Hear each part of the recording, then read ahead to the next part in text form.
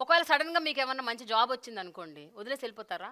ఈ వాలంటీర్‌గా ఉంటున్నారు కదా మీరు 5,000 జీతం. ఒక మంచి జాబ్ వచ్చింది ఎక్కడో, జీతం ఎక్కువ. వదిలేస్తారా? ఉండిపోతారా? నేను విజయవాడ ఈస్ట్ నుంచి వచ్చాను మేడం. 03 గుణదల సచివాలయం నుంచి వచ్చాను. నా పేరు కోనాల అనూష మేడం. యాక్చువల్‌గా నేను బీకామ్ కంప్యూటర్స్ చదివాను మేడం. కానీ నేను 10థ్ బేసిక్ తోటి వాలంటీర్ దానికి అప్లై చేసుకున్నాను. నేను దీనికంటే ముందు ఒక 2 వీలర్‌లో జాబ్ చేసేదాన్ని మేడం. టెలికాలర్‌గా జాయిన్ అయ్యాను అందులో. ఒక స్టేజ్ నుంచి నెక్స్ట్ స్టేజ్‌కి మేనేజర్ లెవెల్ వరకు వెళ్ళాను మేడం నేను. 30,000 శాలరీ గెయిన్ చేసేదాన్ని.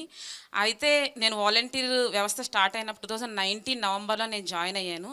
జాయిన్ అయిన నాటి నుంచి నేటి వరకు నేను ఇందులో ఎలా సాటిస్ఫై అయ్యానంటే ప్రజలకి ప్రతీదీ ఇంటికి తీసుకెళ్ళి వాళ్ళకి అందించడం ద్వారా మరి ముఖ్యంగా ఏంటంటే నా క్లస్టర్‌లో బాగా సాటిస్ఫై అయిన విషయం ఒకటి షేర్ చేసుకుంటాను మేడం. ఈ మధ్యకాలం అంటే చేయూత పథకం ఉంది కదా మేడం. ఒక బెనిఫిషియరీకి చేయూత పథకం 4 ఇయర్స్ నుంచి ఎలిజిబుల్ లిస్ట్లో పేరు వస్తుంది మేడం. కానీ ఆవిడకి అమౌంట్ చేతికి అందట్లేదు. సచివాలయం సిబ్బంది కూడా మేడం వాళ్ళు అన్నీ చెక్ చేస్తున్నారు కానీ ఎందువల్ల ఆవిడకి ఆ అమౌంట్ తీసుకోలేకపోతుంది అనేది చెప్పలేకపోయారు మేడం. నేను కొంచెం చదువుకున్నాను కాబట్టి నేను అడిగాను మేడం వాళ్ళని, మేడం మీరు బ్యాంక్ అకౌంట్ నెంబరు ఏమైనా చెప్పగలరా అని అడిగినప్పుడు లాస్ట్ 4 డిజిట్స్ చెప్పారు మేడం. బ్యాంక్ నేమ్ చెప్పారు మేడం. నేను అది తీసుకుని ఆ బెనిఫిషియరీని తీసుకుని ఆధార్ కార్డ్ తీసుకుని బ్యాంక్ వెళ్ళాను మేడం. ఆవిడ తంబేయించి ఆధార్ ద్వారా వాళ్ళు చెక్ చేసి చెప్పారు. అసలు అది అక్కడ బ్రాంచ్ కానే కాదు ఆవిడది. కానీ ఈ 4 సంవత్సరాల నుంచి పడిన అమౌంట్ ఆ అకౌంట్లో ఉన్నాయి మేడం.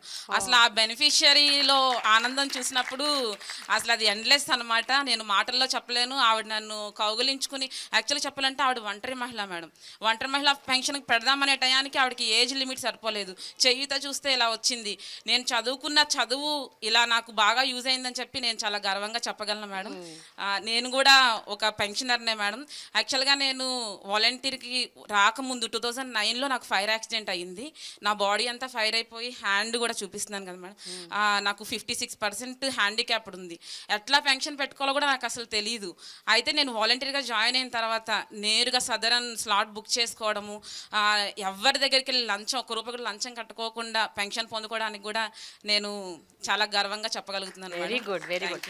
అయితే అనూష, నా ప్రశ్న ఇంకా అలాగే ఉంది. ఏంటంటే 5,000 కాకుండా పై ఎత్తున చాలా చాలా సంపాదిస్తున్నారు వీళ్ళు. అందుకనే వీళ్ళు ఆ వాలంటీర్ల వ్యవస్థ మీద చాలా అంటే రిలై అవుతున్నారు. పై ఎత్తున చాలా డబ్బులు వస్తున్నాయి అన్న ఒక ఆరోపణ ఉంది. దాన్ని మీరేమంటారు? దాని గురించి మీరేమంటారు? అసలు అలాంటిది ఏమీ లేదు మేడం. మీరు ప్రతి బెనిఫిషియరీని మీరు కాల్ చేసి అడగండి మేడం, ఫలానా అనూష వాలంటీర్ ఎలా చేసిందని చెప్పి. మేము రూపాయి ఆశించదే చేయట్లేదు కానీ మా ఆత్మ సంతృప్తి చెందుతుందని చెప్పి 30,000 కాదు మేడం, 50,000 ఇచ్చినా కానీ అబ్బా, మేము ఈ వాలంటీర్ జాబ్ వదలకుండా ఇందులోనే కంటిన్యూ అవుతాం చాలా గట్టిగా చెప్పగలం madam. Very good Anusha. I'm so happy.